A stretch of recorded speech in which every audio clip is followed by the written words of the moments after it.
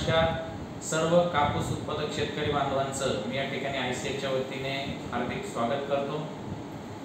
शेतकरी बांधवांनो, जुलै महिन्यामध्ये ICAच्या वतीने जो कृषी सल्ला या ठिकाणी देण्यात येत आहे त्यामध्ये जर आपण बघितलं, आज एकूणच पावसाची परिस्थिती जर बघितली, अगदी वेगवेगळ्या परिसरात वेगवेगळ्या एरियामध्ये हा कमी अधिक स्वरूपाचा पाऊस आहे आणि त्याचा थेट परिणाम कापूस पिकाच्या वाढीवर त्या ठिकाणी होतो आहे।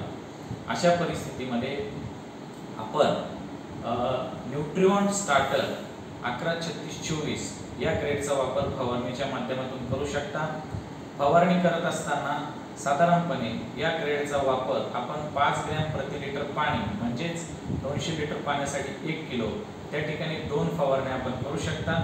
तसेच ड्रेंचिंगच्या माध्यमातून 757 अधिक 2% झिंक या ग्रेडचा साधारणपणे एकरी 3 किलोचे 2 ते 3 ड्रेंचिंग त्या ठिकाणी आपण करू शकता।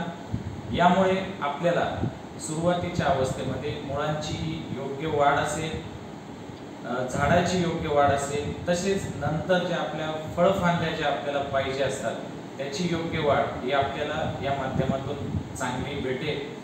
या अशा पद्धतीने आपण ड्रिप किंवा ड्रेंचिंगच्या माध्यमातून 757 अधिक 2% झिंक एकरी 3 किलो 2 ते 3 ॲप्लिकेशन, तसेच फवारणीच्या माध्यमातून न्यूट्रिएंट स्टार्टर 113624 5 ग्रॅम प्रति लिटर पाणी किंवा 1 किलो 200 लिटर पाण्यासाठी याचा वापर करू शकता। त्याचा फायदा निश्चित आपल्याला झाडांच्या मुळांवर, झाडाच्या वाढीवर, झाडाच्या काळोखीवर तसेच फळफांद्यांच्या वाढीवर त्या ठिकाणी आपल्याला निश्चितपणे दिसून येईल। धन्यवाद।